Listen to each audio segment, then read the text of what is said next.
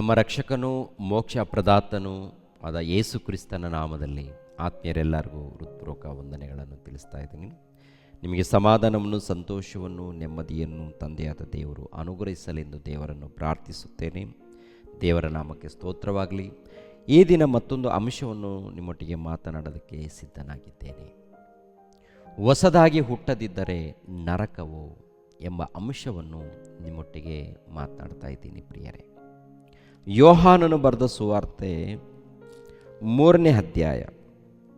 ಯೋಹಾನನು ಬರೆದ ಸುವಾರ್ತೆ 3ನೇ ಅಧ್ಯಾಯ 1ನೇ ವಚನದಿಂದ, ಪರಿಸಾಯರಲ್ಲಿ ಯೆಹೂದ್ಯರ ಹಿರೀ ಸಭೆಯವನಾದ ನಿಕೋದೇಮನೆಂಬ ಒಬ್ಬ ಮನುಷ್ಯನಿದ್ದನು. ಅವನು ರಾತ್ರಿಯಲ್ಲಿ ಯೇಸುವಿನ ಬಳಿಗೆ ಬಂದು ಆತನಿಗೆ, ಗುರುವೇ, ನೀನು ದೇವರ ಕಡೆಯಿಂದ ಬಂದ ಬೋಧಕನೆಂದು ಬಲ್ಲೆವು.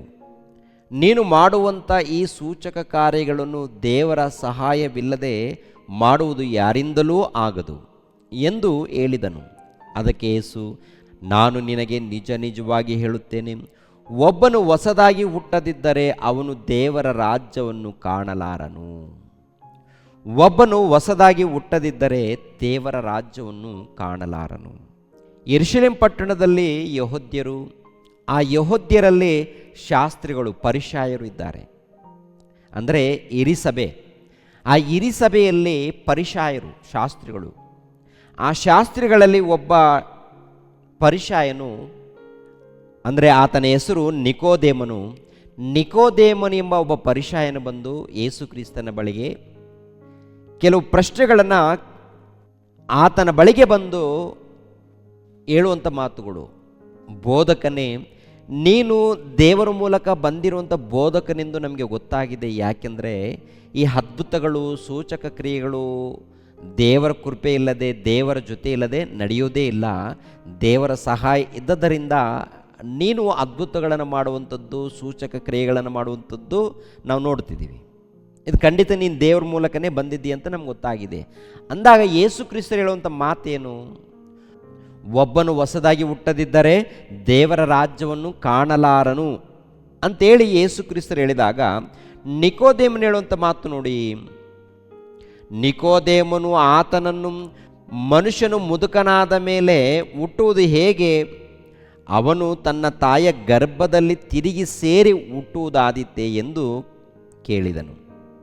ಅದಕ್ಕೆ ಯೇಸು ಪ್ರಭು, ನಾನು ನಿನಗೆ ನಿಜವಾಗಿ ಹೇಳುತ್ತೇನೆ, ಒಬ್ಬನು ನೀರಿನಿಂದಲೂ ಆತ್ಮದಿಂದಲೂ ಹುಟ್ಟದಿದ್ದರೆ ದೇವರ ರಾಜ್ಯಕ್ಕೆ ಸೇರಲಾರನು.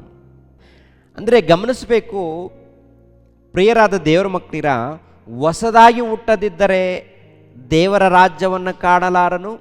ನೀರಿನಿಂದ ಆತ್ಮದಿಂದ ಹುಟ್ಟದಿದ್ದರೆ ದೇವರ ರಾಜ್ಯದಲ್ಲಿ ಸೇರಲಾರನು. ದೇವರ ರಾಜ್ಯದಲ್ಲಿ ಸೇರಬೇಕಂದ್ರು, ದೇವರ ರಾಜ್ಯವನ್ನು ಕಾಣಬೇಕಂದ್ರು ಏನು ನಡಿಬೇಕಂತೆ?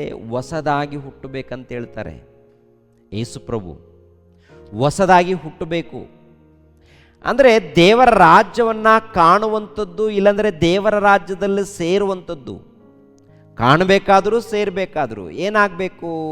ಹೊಸದಾಗಿ ಹುಟ್ಟಬೇಕು.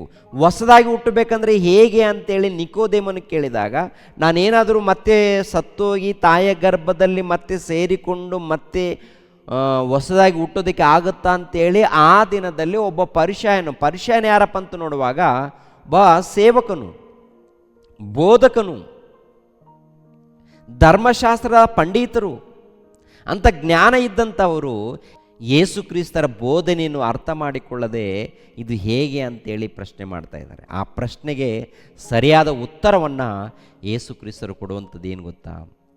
ನೀರಿನಿಂದಲೂ ಆತ್ಮದಿಂದಲೂ ಹುಟ್ಟದಿದ್ದರೆ ಅವರು ದೇವರ ರಾಜ್ಯವನ್ನು ಕಾಣಲಾರನು ಅಂತ ಹೇಳ್ತಾರೆ. ದೇವರ ರಾಜ್ಯವನ್ನು ಅಂದರೆ ದೇವರ ರಾಜ್ಯದಲ್ಲಿ ಸೇರದೆ ಹೋದರೆ, ದೇವರ ರಾಜ್ಯವನ್ನು ಕಾಣದೆ ಹೋದರೆ ಎಲ್ಲಿಗೆ ಹೋಗ್ತಾರೆ ಆ ಮನುಷ್ಯ? ಸತ್ರೆ ಎಲ್ಲಿಗೆ ಹೋಗ್ತಾರೆ ಪ್ರಿಯರೇ? ನರಕಕ್ಕೆ ಹೋಗ್ತಾರೆ. ಸತ್ರೆ ಪಾತಾಳ ಲೋಕದಲ್ಲಿ ಯಾತನೆ ಪಡುವಂಥ ಲೋಕ ಇದೆ, ಯಾತನೆ ಪಡುವಂಥ ಸ್ಥಳ ಇದೆ, ಅಲ್ಲಿಗೆ ಹೋಗ್ತಾರೆ. ಮತ್ತು ಏನಾಗಬೇಕು? ಅದನ್ನು ತಪ್ಪಿಸ್ಕೊಳ್ಬೇಕಾದ್ರೆ ಏನು ನಡಿಬೇಕು ಅಂತ ನೋಡುವಾಗ ಹೊಸದಾಗಿ ಹುಟ್ಟಬೇಕಂತ ಹೇಳ್ತಾರೆ. ಹೊಸದಾಗಿ ಅಂದರೆ ಆಲ್ರೆಡಿ ಭೂಲೋಕದಲ್ಲಿ ಒಂದು ಜನ್ಮವನ್ನು ಪಡ್ಕೊಂಡಿದ್ದೀವಿ, ಒಂದು ಜೀವಿತವನ್ನು ಪಡ್ಕೊಂಡಿದ್ದೀವಿ. ಈ ಜೀವಿತವನ್ನು ಪಡ್ಕೊಂಡಿರುವಂಥ ನಾವು ಏನಾಗಿದ್ದೀವಂತ ನೋಡುವಾಗ ದೇವರ ದೃಷ್ಟಿಯಲ್ಲಿ ಮೃತರಾಗಿದ್ದೀವಿ, ದೇವರ ದೃಷ್ಟಿಯಲ್ಲಿ ಸತ್ತೋಗಿದ್ದೀವಿ. ಸತ್ತೋಗಿರುವಂಥ ನಾವು ಜೀವವನ್ನು ಪಡಿಬೇಕು. ಅಂದರೆ ಈ ಲೋಕದಲ್ಲಿ ನಾವೆಲ್ಲರೂ ಬದುಕ್ತಾ ಇದ್ದೀವಿ, ಜೀವಿಸ್ತಾ ಇದ್ದೀವಿ. ಆದರೆ ದೇವರ ದೃಷ್ಟಿಯಲ್ಲಿ ಏನಾಗಿದ್ದೀವಿ? ಸತ್ತೋಗಿದ್ದೀವಿ, ದೇವರ ದೃಷ್ಟಿಯಲ್ಲಿ ಮೃತರಾಗಿದ್ದೀವಿ. ಎಫೆಸದವರಿಗೆ ಬರೆದ ಪತ್ರಿಕೆಯಲ್ಲಿ ಮಾತಿರುತ್ತೆ, ಒಂದು ಸಾರಿ ನೋಡಿ ಪ್ರಿಯರೇ. ಎಫೆಸದವರಿಗೆ ಬರೆದ ಪತ್ರಿಕೆ 2ನೇ ಅಧ್ಯಾಯ 1ನೇ ವಚನ 2ನೇ ವಚನ. ಆತನು ಅಪರಾಧಗಳ ಮತ್ತು ಪಾಪಗಳ ದೆಸೆಯಿಂದ ಸತ್ತವರಾಗಿದ್ದ ನಿಮ್ಮನ್ನು ಸಹ ಬದುಕಿಸಿದನು. ಯಾರು? ಆತನಂದರೆ ಯಾರು? ಯೇಸು ಕ್ರಿಸ್ತನು. ಯೇಸು ಕ್ರಿಸ್ತನು ನಮ್ಮನ್ನು ಬದುಕಿಸಿದ್ದಾನಂತೆ. ನಾವು ಹೇಗಿದ್ದೀವಿ? ಅಪರಾಧಗಳ ಮತ್ತು ಪಾಪಗಳ ದೆಸೆಯಿಂದ ಸತ್ತವರಾಗಿದ್ದೀವಿ. ಅಂದರೆ ಈ ಲೋಕದಲ್ಲಿ ಜೀವಿಸ್ತಾ ಇದ್ದೀವಿ, ಆದರೆ ದೇವರ ದೃಷ್ಟಿಯಲ್ಲಿ ಅಪರಾಧಗಳಿಂದ ಪಾಪಗಳಿಂದ ಸತ್ತವರಾಗಿದ್ದೀವಿ. ಸತ್ತವರು ಅಂದರೆ ಜೀವ ಇಲ್ಲದವರು. 2ನೇ ವಚನ. ನೀವು ಪೂರ್ವದಲ್ಲಿ ಅಪರಾಧಗಳನ್ನು ಪಾಪಗಳನ್ನು ಮಾಡುವವರಾಗಿದ್ದು ಇಹಲೋಕ ಆಚಾರಕ್ಕೆ ಅನುಸಾರವಾಗಿ ನಡೆದುಕೊಂಡಿರಿ. ವಾಯುಮಂಡಲದಲ್ಲಿ ಅಧಿಕಾರ ನಡೆಸುವ ಅಧಿಪತಿಗೆ, ಅಂದರೆ ನಂಬಲೊಲ್ಲದವರನ್ನು ಅವಿಧೇಯತೆಗೆ ಈಗ ಪ್ರೇರೇಪಿಸುವ ಆತ್ಮನಿಗೆ ಅನುಸಾರವಾಗಿ ನಡೆದುಕೊಂಡಿರಿ. ನಾವೆಲ್ಲರೂ ಪೂರ್ವದಲ್ಲಿ ಅವಿಧೇಯರಾಗಿದ್ದು ಶರೀರ ಭಾವದ ಆಶೆಗಳಿಗೂ ಅಧೀನರಾಗಿ ಶರೀರಕ್ಕೂ ಮನಸ್ಸಿಗೂ ಸಂಬಂಧಪಟ್ಟ ಇಚ್ಛೆಗಳನ್ನು ನೆರವೇರಿಸುತ್ತಾ ನಡೆದು ಮಿಕ್ಕಾದವರಂತೆ ಸ್ವಭಾವ ಸಿದ್ಧವಾಗಿ ದೇವರ ಕೋಪಕ್ಕೆ ಗುರಿಯಾಗಿದ್ದೆವು. ಆದರೆ ಕರುಣಾನಿಧಿಯಾಗಿರುವ ದೇವರು ನಮ್ಮ ಮೇಲೆ ಮಹಾಪ್ರೀತಿಯನ್ನಿಟ್ಟು ಅಪರಾಧಗಳ ದೆಸೆಯಿಂದ ಸತ್ತವರಾಗಿದ್ದ ನಮ್ಮನ್ನು ಕ್ರಿಸ್ತನೊಂದಿಗೆ ಬದುಕಿಸಿದನು. ಕ್ರಿಸ್ತನೊಂದಿಗೆ ಬದುಕಿಸಿದನು ಅಂದರೆ ಒಂದು ಕಾಲದಲ್ಲಿ ಸತ್ತವರಾಗಿದ್ದಂಥ ಇವರು ಬದುಕಿದ್ದಾರೆ. ಹೇಗೆ ಬದುಕಿದ್ದಾರೆ? ಹೇಗೆ ಜೀವಿತ ಹೊಂದಿದ್ದಾರೆ?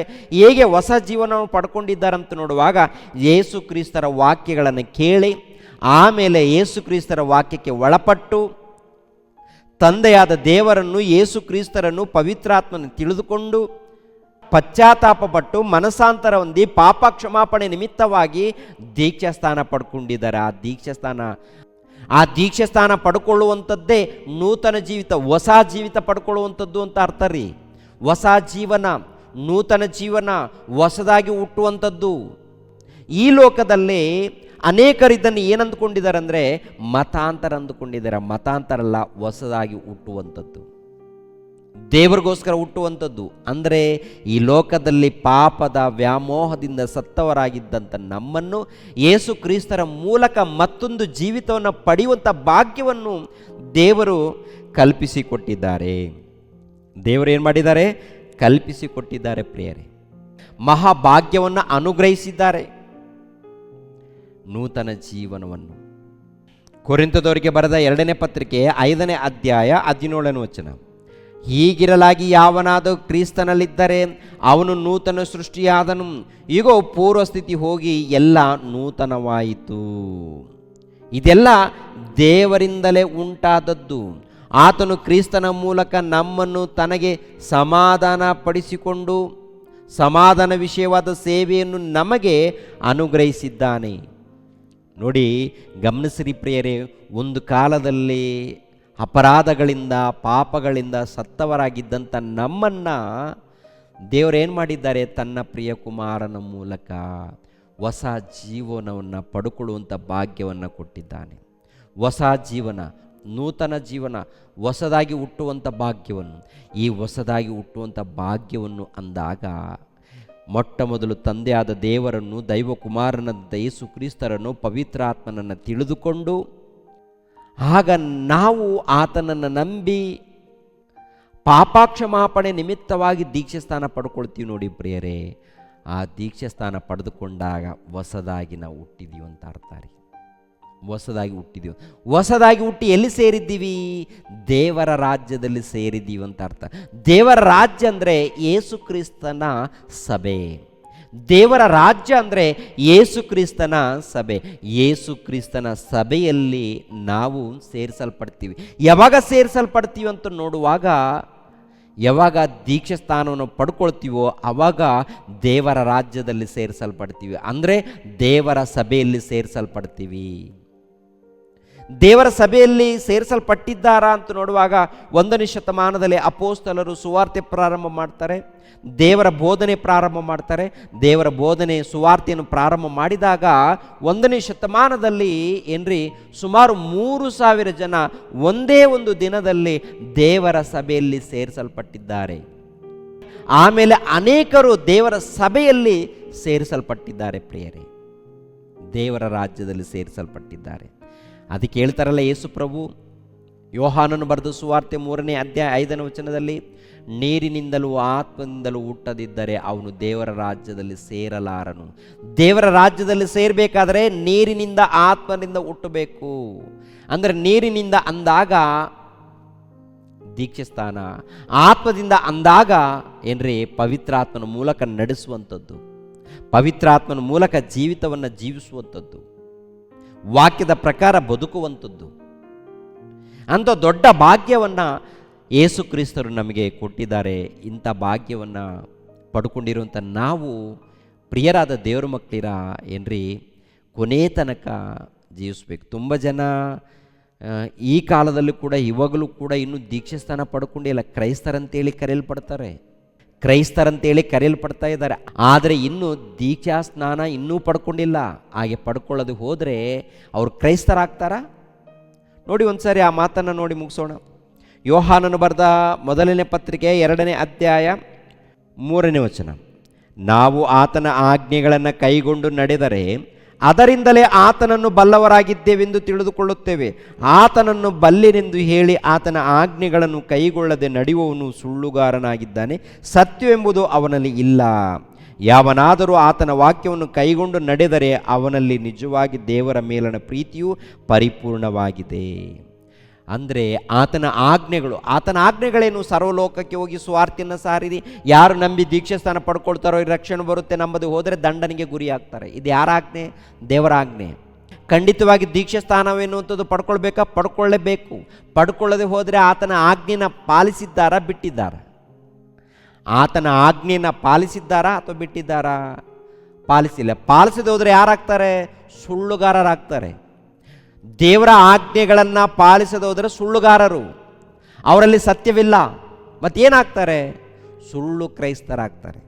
ಆದುದರಿಂದ ಪ್ರಿಯರಾದ ದೇವರ ಮಕ್ಕಳಿರ, ನಾವು ನಿತ್ಯ ಜೀವನ ಪಡ್ಕೊಳ್ಬೇಕು ಅಂದಾಗ ದೇವರ ರಾಜ್ಯದಲ್ಲಿ ಸೇರಿಸಲ್ಪಡಬೇಕು. ದೇವರ ರಾಜ್ಯದಲ್ಲಿ ಸೇರಿಸಲ್ಪಡಬೇಕು ಅಂದಾಗ ನೀರಿನ ಮೂಲಕ, ಆತ್ಮದ ಮೂಲಕ ಹುಟ್ಟಬೇಕು. ಅಂದರೆ ದೀಕ್ಷಾ ಸ್ನಾನವನ್ನು ಪಡ್ಕೊಳ್ಬೇಕು. ದೀಕ್ಷಾ ಸ್ನಾನವನ್ನು ಪಡ್ಕೊಂಡು ದೇವರ ರಾಜ್ಯವೆಂಬ ಯೇಸು ಕ್ರಿಸ್ತರ ಸಭೆಯಲ್ಲಿ ಸೇರಿಸಲ್ಪಡಬೇಕು. ಸೇರಿಸಲ್ಪಟ್ಟು ಪ್ರಾಣ ಇರೋ ತನಕ ಭಕ್ತಿಯಿಂದ ಜೀವಿಸಬೇಕು ಪ್ರಿಯರೇ. ಭಕ್ತಿಯಿಂದ, ನಂಬಿಕೆಯಿಂದ ಜೀವಿಸಬೇಕು. ಶೋಧನೆಗಳು ಬರುತ್ತೆ, ಹಿಂಸೆಗಳು ಬರುತ್ತೆ, ಬಾಧೆಗಳು ಇರುತ್ತೆ. ಏನೇ ಇದ್ದರೂ ದೇವರ ಧ್ಯಾನದಲ್ಲಿ, ಭಕ್ತಿಯಲ್ಲಿ ಜೀವಿಸಬೇಕು. ಹಾಗೆ ಜೀವಿಸಿದ್ರೆ ನಿತ್ಯ ಜೀವನ ಪಡ್ಕೊಳ್ತೀವಿ. ಇಲ್ಲದೆ ಹೋದರೆ ನರಕ ದಂಡನೆಗೆ ಗುರಿಯಾಗ್ತೀವಿ. ಆದುದರಿಂದ ಜಾಗೃತಿ ಪ್ರಿಯರೇ. ದೇವರು ನಿಮ್ಮನ್ನು ನನ್ನನ್ನು ಆಶೀರ್ವದಿಸಲಿ. ಎಲ್ಲರೂ ತಲೆಬಾಗಿಸಿರಿ, ಪ್ರಾರ್ಥನೆ ಮಾಡಿಕೊಳ್ಳೋಣ. ಸರ್ವವನ್ನು, ಸರ್ವಲೋಕವನ್ನು ಉಂಟು ಮಾಡಿರುವಂಥ ಸರ್ವೇಶ್ವರನಾದ ನಮ್ಮ ತಂದೆಯೇ, ನಿಮಗೆ ಸ್ತೋತ್ರಗಳು ತಂದೆ, ನಿಮಗೆ ಕೃತಜ್ಞತೆಗಳು ತಂದೆ. ನಿಮ್ಮ ಧ್ಯಾನದಲ್ಲಿ, ಭಕ್ತಿಯಲ್ಲಿ ನಿರಂತರ ಜೀವಿಸುವಂತೆ ನಮ್ಮೆಲ್ಲರಿಗೂ ಸಹಾಯ ಮಾಡಿ. ಸಭೆಯಾಗಿ ಸೇರುವಂಥ ಎಲ್ಲ ನಿಮ್ಮ ಮಕ್ಕಳನ್ನು ಬಲಪಡಿಸಿ, ಪ್ರತಿಯೊಂದು ಕುಟುಂಬವನ್ನು ಆಶೀರ್ವದಿಸಿ, ನೆಮ್ಮದಿಯನ್ನು, ಸಮಾಧಾನವನ್ನು, ಸಂತೋಷವನ್ನು, ಆರೋಗ್ಯವನ್ನು ಪ್ರತಿಯೊಬ್ಬರಿಗೂ ದಯಪಾಲಿಸಿ. ಯೇಸು ಪವಿತ್ರ ನಾಮದಲ್ಲಿ ಬೇಡಿ ಹೊಂದಿದೆಯಪ್ಪ ತಂದೆಯೇ, ಆಮೇನ್. ಎಲ್ಲರಿಗೂ ವಂದನೆಗಳು.